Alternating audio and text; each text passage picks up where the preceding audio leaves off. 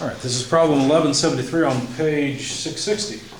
Solve problem 1172, assuming that the driver of the car does not pay any attention to the speed limit while passing and concentrates on reaching position B and resuming a speed of 35 miles per hour in the shortest possible time. What is the maximum speed reached, and draw the velocity versus time curve? Let's read problem 72 because it's relevant. Actually, problem 73 sounded more like the way that most of us probably drive, and so that's why I chose to solve it. A car and a truck are both traveling at a constant speed of 35 miles per hour. The car is 40 feet behind the truck. The driver of the car wants to pass the truck. Well, if that was me, I'd be about 10 feet off his bumper, but anyway. Driver of the car wants to pass the truck. That is, he wishes to place his car at B, 40 foot in front of the truck, and then resume the speed of 35 miles per hour. The maximum acceleration of the car is 5 feet per second squared, and the maximum deceleration obtained by applying the brakes is 20 feet per second squared. What is the shortest time in which the driver of the car can complete the passing operation if he does not at any time exceed a speed of 50 miles per hour? Yeah, right. Draw the velocity versus time curve. All right. So let's sketch this, see if we can make some sense of it. So the car. In my book, it's 11-72. Pardon? I said in my book, it's 11-72. Right, I referenced 1172 because we were working 73. So the car is 16 foot long.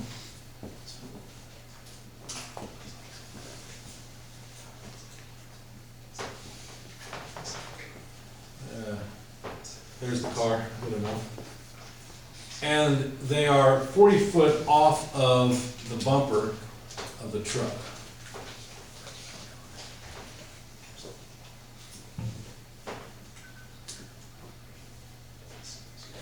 That'll do for the truck.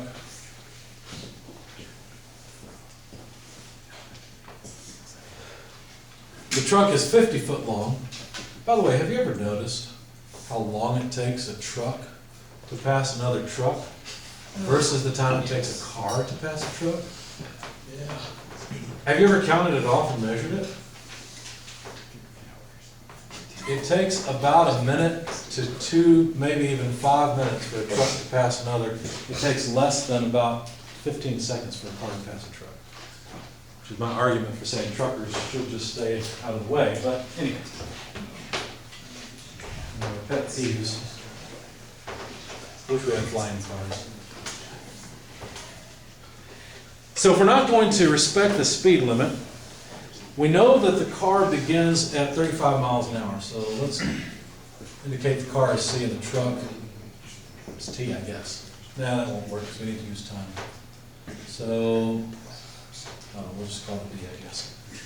So the initial velocity of the car is 35 miles per hour. And what do we know? Well, the maximum acceleration of the car is 5 feet per second squared. Now, I guess we're going to neglect the jerk. We're not going to say that, it takes time to build up that acceleration. We're just going to assume the car can immediately accelerate at that amount. We don't have any information about how long it takes to get to that acceleration. The maximum deceleration, so this is, I guess we'll just do it this way. A max is a positive 5 feet per second or a negative 20 feet per second squared.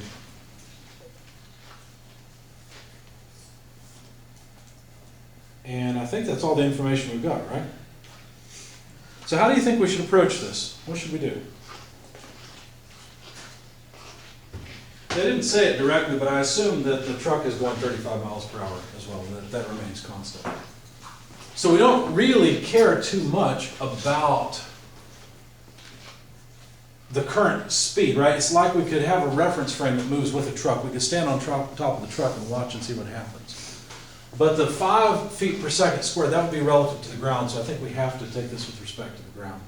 So I think the thing to do is to determine what the speed of the car would be as a function of time. So as time goes on, the velocity of the car is going to be its initial velocity plus its acceleration times time. For however much time it accelerates, it's going to continue that way, right? This is actually a constant acceleration equation. I meant to go through these slides first. We'll go through them after this problem. Okay? It's an easy thing to understand. So modeling the car's velocity, that's what we would see.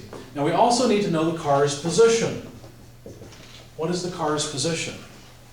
Well, let me show you something quickly. Let me show you how we get to this.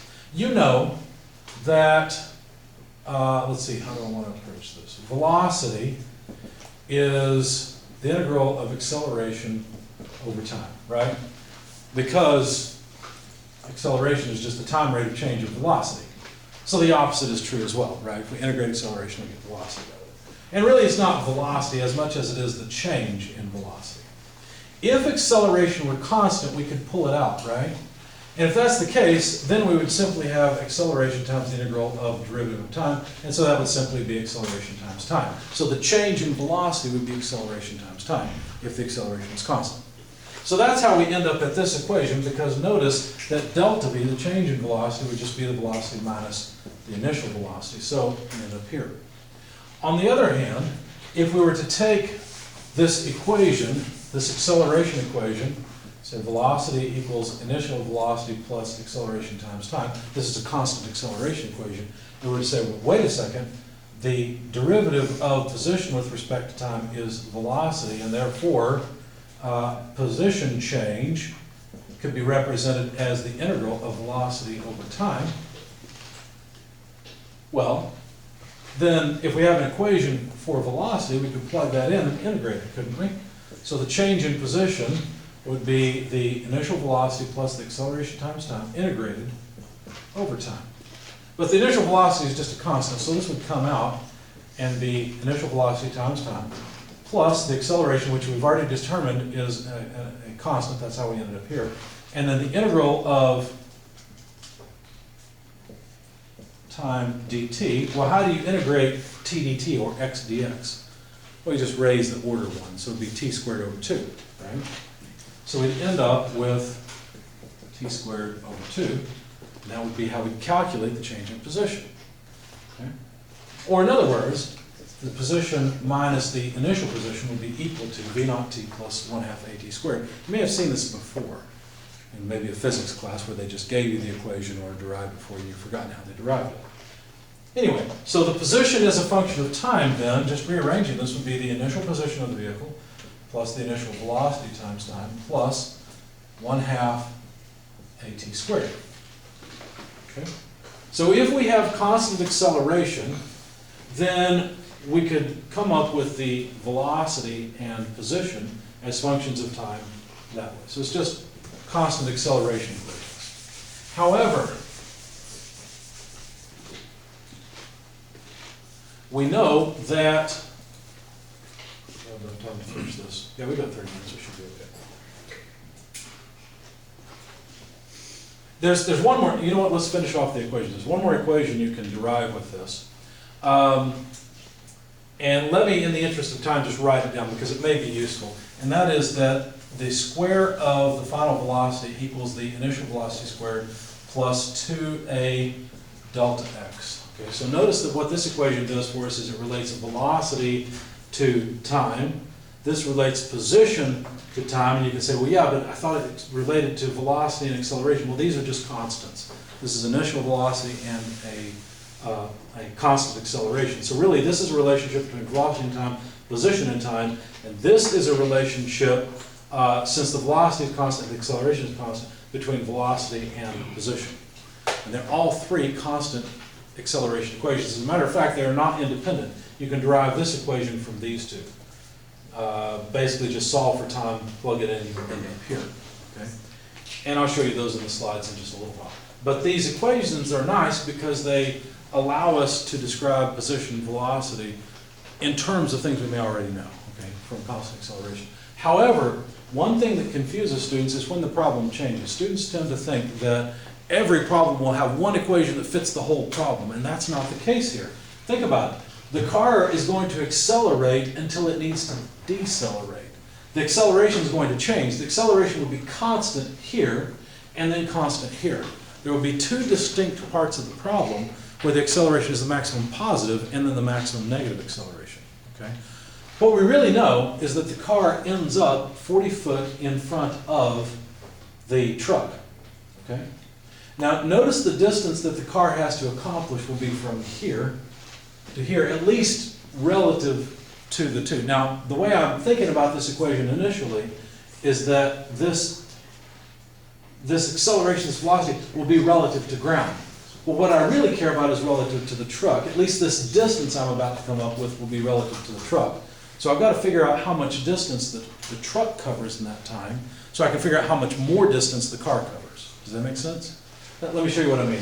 So the car's back tire goes from here to here. That means the car must have moved 16 plus 40 plus 50 plus 40 feet in front, or more than the truck did, right? So what would that total be? 80 plus, well, that'd be 96, roughly 100, 150 feet, less 4, so 144 feet. Did I do that right? No. No? What do you think? 146. 146. Okay, thank you. Do I agree with you? Yes, 146, thank you. 146 feet. So that's how much farther the car has to move than the truck has to move. So let's just call the change in position of the truck, let's just call it delta XD. And delta XC for the car has to be delta XD plus 146 feet. That make sense? Yeah. Okay. So this gives us a relationship between the two. Now, I could call it delta XD, or I think I could just call it XD and XC. I think that would be okay. Because we'd be measuring, would that work? Because we're measuring from an initial point. Yeah, I think that would be okay. But we'll just leave it as delta for now. So the position of the car would be given by this equation at least up to the point where the car begins to decelerate. So there are going to be two distinct sections where the car accelerates and then decelerates. And I'm wondering if this equation might make it easier. I don't know, we'll find out. This may be a little bit of a mess. I should have written this out before I started. Oh, here we are now. So the position of the car, now this is not the change in position of the car, this is the position of the car as a function of time, would be its initial position, which I'm going to start here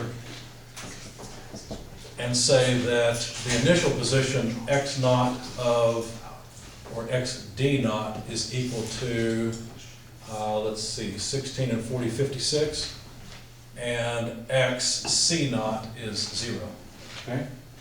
And just measure them as they go along. So the position of the car would be its initial position, x0, which is going to be just 0. Well, let's do it this way. xc naught, which would be 0, plus the initial velocity of the car. And we were told the initial velocity of the car, I believe, both began at, what, 35 miles per hour? Yeah. Now, I would rather work in feet per hour or feet per second, something like that. So do me a favor and let's convert miles per hour to feet per second. So if you take 35, you would, what, divide it by, let's see, 1 mile is 5280 feet, so multiply by 5280 and divide by 3600. Right? So what do we get in terms of feet per second for the velocity of the car and of course for the truck initially? 51.3 would be then. Okay. So 51.3 feet per second is the initial velocity of both. Okay, so this is just a number. 1.3 repeating feet per second. Now, this time, I'm going to differentiate the two time periods. The first time period is the acceleration period, so let's call that acceleration A. And then at some point, the driver will begin to decelerate, right? So this equation is just to talk about the position of the car as a function of time as it's accelerating. Okay? And maybe there's an easier way to think about this, but boy, now we're stuck there. Plus the acceleration. So that's going to be the maximum initial acceleration. So that's when it's going faster. I don't know what to call it except for AA. Acceleration during time A. We know that is 5 feet per second squared. Divided by 2, TA. Okay? Now let's see. The position of the car later on would be the position at A, once it's done accelerating, plus the velocity of the car at A, times the time that it decelerates, plus the acceleration during, well, when it's slowing down, time that it decelerates divided by 2. Oh, I forgot to square them down on the time. So we're going to end up with a lot of symbols here, but it should work out. What is sub A again? Sub A is for acceleration, D is for deceleration. I'm breaking the time into two parts, right? There's going to be time when the car is accelerating and time when it's decelerating. All we know is that we have to end up 40 feet in front of the truck. Now, I don't like this terminology, X sub C. I think this should be X sub, what do I want to call it? X of the car after time A. No, X of the car during deceleration. There we go. That should be better. Trying to keep my symbol straight. Okay, what about the truck? Well, the truck's position is pretty simple. The position of the truck, which I call body D, is simply going to be its initial position plus its velocity times time. And here I don't have to break it up into two parts if I don't want to, because the truck's just moving along at a constant velocity. And in fact, this is another important equation that I want to illustrate. These are equations when you have a constant non-zero acceleration. But when you have zero acceleration, what will happen is you will end up just moving along at a constant rate. I mean, think about it. If you move 50 miles an hour for 2 hours, you've moved 100 miles. Right? So it's simple. That's all that this is doing. Okay, now I think if we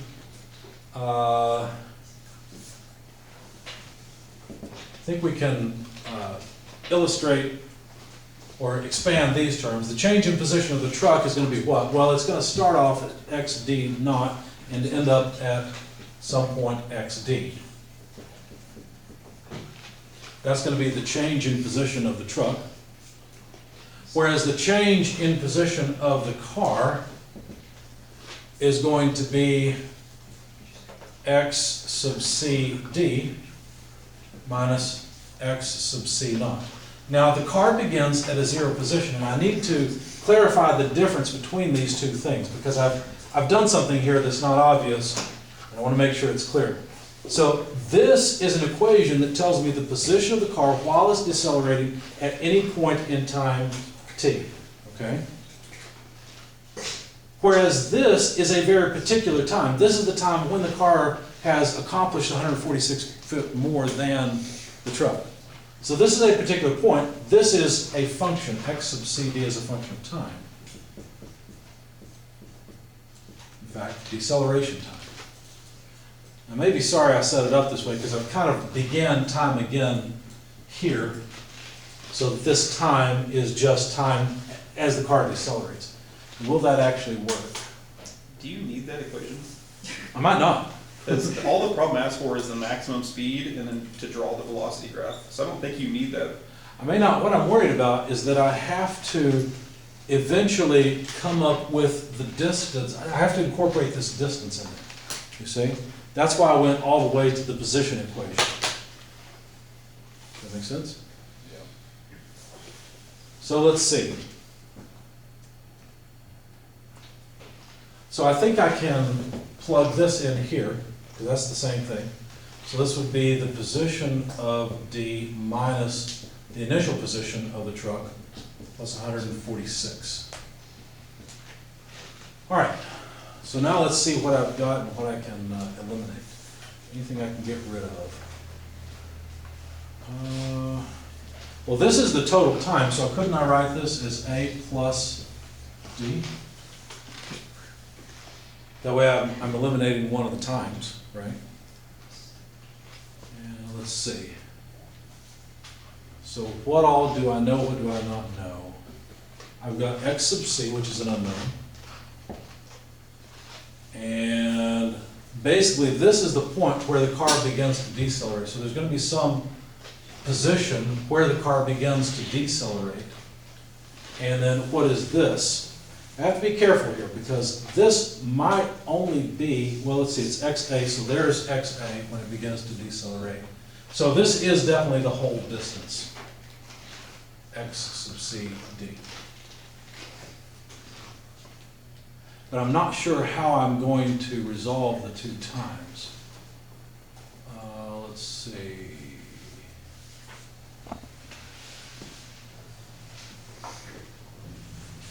We know that, I'm probably overcomplicating it, by the way. I tend to do that. Oh, I haven't used this equation yet, have I? So I could write an equation for the velocity. There's got to be an easier way to go about this.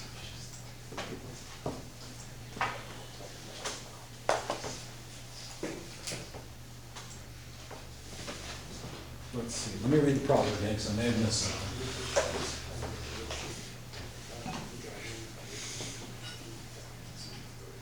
Oh, the shortest possible time, so we have to minimize time. So we want to accelerate. Well, we want to continue. Actually, it seems like 73 is a little easier than 72. Okay, so I think one of the hints is to draw the velocity versus time curve. So let's do that. Unfortunately, I'm out of space. Let me get rid of this. We can come up with that again. We need it. So what will the velocity versus time graph look like? Well, they're going to start at some non-zero speed. You know what, let's go for feet per second. And that would be 51.3 feet per second. So they're going to accelerate at the maximum rate of 5 feet per second. So what do we mean by accelerating at 5 feet per second? Well, that really gives us the slope of this line. So the slope of this line is 5 feet per second squared. And they will eventually reach some maximum speed where they will begin to decelerate. Right? And actually they won't decelerate to zero, they'll decelerate back to 35 miles per hour. yeah, exactly, or 51.3 feet per second. And the slope of this side is negative 20 feet per second squared. So if this is a velocity versus time graph, doesn't the area beneath this curve represent how much position change there was, right? That might be the key. That might make our life a lot easier. So, and by the way, doesn't this area represent the change in position of the truck? I think it does, right? Because think about it, the truck moves at a constant speed. If we consider just the truck's motion, the change in position of the truck is that much, right? The car's change in position is all of this plus all of this. And what we know is that the car needs to accomplish 146 more feet. So I think what that means, maybe I don't need all these complicated equations. Maybe all I needed to do was draw it out and say this is 146 feet. Right? The area underneath this curve had better be 146 feet for the car to be 146 feet beyond the truck. Right? How many of you saw this from the beginning and was wondering what the heck I was doing with all those equations? Okay. Good. So since we don't know the maximum velocity, I think we could find it just by considering the fact that that area has to be 146 feet and the fact that we know the slopes of the other two sides. So let's try that and see what happens. Read that. Let me erase these equations. So we basically have two triangles where if we knew V max, we would know the area of those two triangles. Oh, by the way, we also don't know exactly when this time is, but I think we can figure that out. Because if the car accelerates at a certain rate and then decelerates, and we have to come back down to where we started, then I think that it's just a geometry problem to figure out where that time is located. So this is the time I was talking about before that would be TA, and this would be the time TD. We have VMAX, it's 50 miles an hour. That's 72. 73, they don't care about the speed limit. But let's take an aside really quick and let's ask the question, what would happen for problem number 72? This is why I say problem 72 is more difficult. I think that in problem 72, your velocity curve would look something like that. You see? So it would be lopped off at the top, because you've got this maximum speed. Not that it's a whole lot more difficult. You still have to accomplish 146 feet. It's just going to take longer because you don't have this little bit of extra area. Okay. All right, so let's see. If we know the slope and we know the height's the same, then I think we should be able to figure out the time. Basically, let's see. If we move up at a slope of 5 and down at 20, I think we're going to end up with 4 times as much time on this side as we have on this side, so a 4-to-1 ratio is what I think we'll end up with. Let's see, I guess we'll have to do it geometrically, with trigonometry, because we know that the height is the same for both of these. So that's the same in both cases. And let's see, why am I struggling to figure out what the slope does for me? Well, let's just, if we throw in a number, I know that Vmax is not 20, but if it were, if Vmax was 20, and we move up at 5 per second, right, because that's 5 feet per second for every second, then it would take us 4 units of time. That's 5. Take us 4 units of time to get there. So we move up 5 feet per second, 10 feet per second, 15, 20, but we get back down in 1 unit of time. You see that? That's where my 4-to-1 ratio came from before. So I think that's okay. So 4-to-1 ratio makes sense. And then all we have to do is figure out what Vmax would be in order to make the total area, let's call this A1, A2, make the total area, looks like time, equal to 146. So let's see, what would this be? Well, it'd be the height, which is Vmax, times TA over 2, plus Vmax TD over 2. But we know something about TA versus TD. We know that TA is 4 times TD. And so instead of TD, we could simply write, instead of TA. We could write 4 TD. And so this would be the same thing as 5 halves Vmax TD. But that total area must be equal to 146 foot. Okay. Now I'm still missing something because we don't know Vmax and we don't know TD.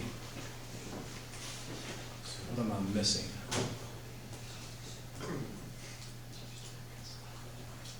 I think I'm missing something with the slope.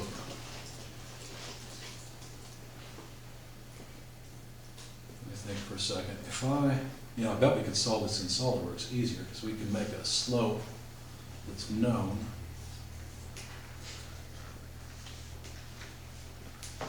But if I could do it in SOLIDWORKS, I should be able to do it geometrically. Yeah, it has to be the maximum acceleration that limits this. That limits the time. Oh. Yeah. Okay. Yeah, let's get rid of the rest of the equation so I have a little bit of them to work.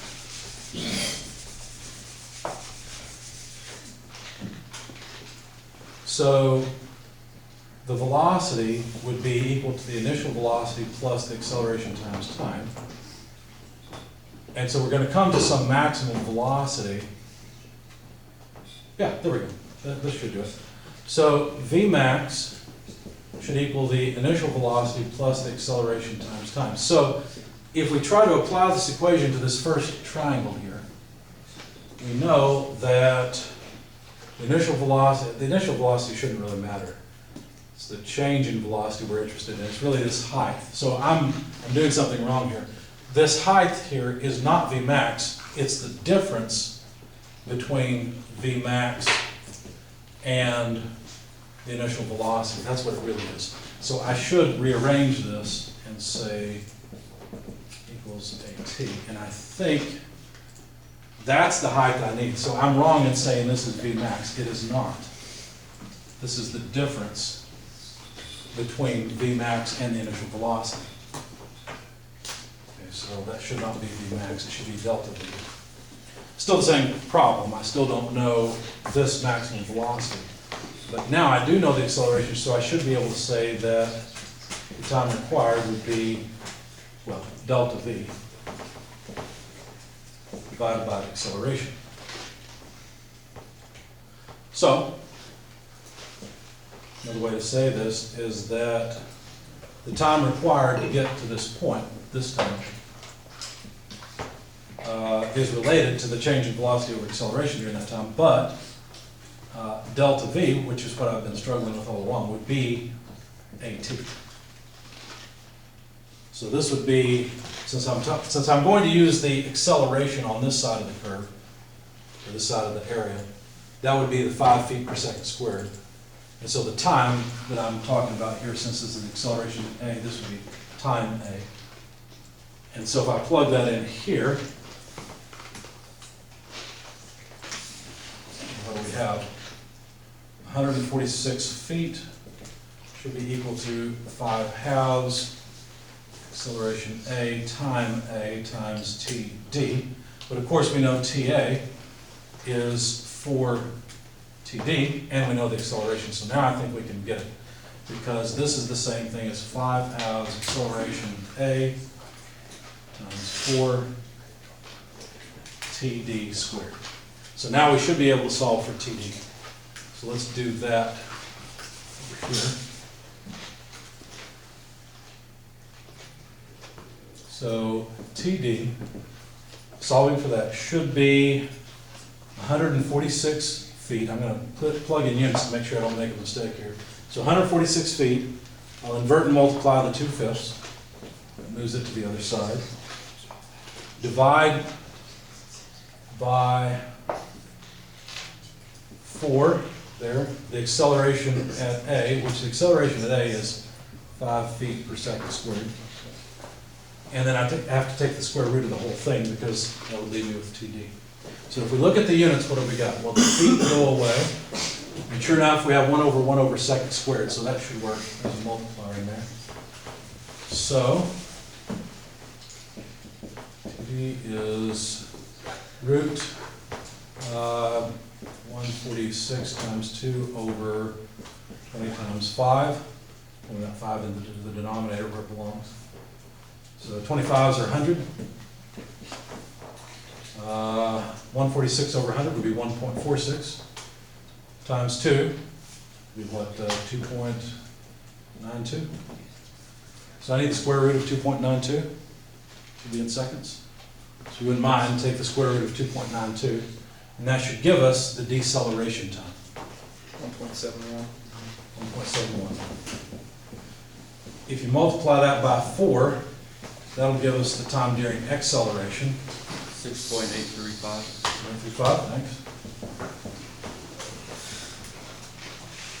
And so now we should be able to calculate the maximum velocity, because all we need to do is calculate the change in velocity. Go here. The change in velocity would be the acceleration during A, 5 feet per second squared, time A. Let's see, that's time D. Yeah. 6.835 seconds. So the maximum change in velocity is how much? A little over 30? 34.175. Since that's the change in velocity, the maximum velocity would just be the initial velocity, 51.3 repeating feet per second, plus 34 point, we'll just call it 2 feet per second. So that would come out to, I'll do that for you, 85.5 feet per second. What is that in miles per hour? It's like, that's over 50. Well over 50? Okay, good. So they did exceed the speed limit. So the graphical method actually helped a whole lot. It made my equations a lot simpler, made it easier to see. Any questions? All right.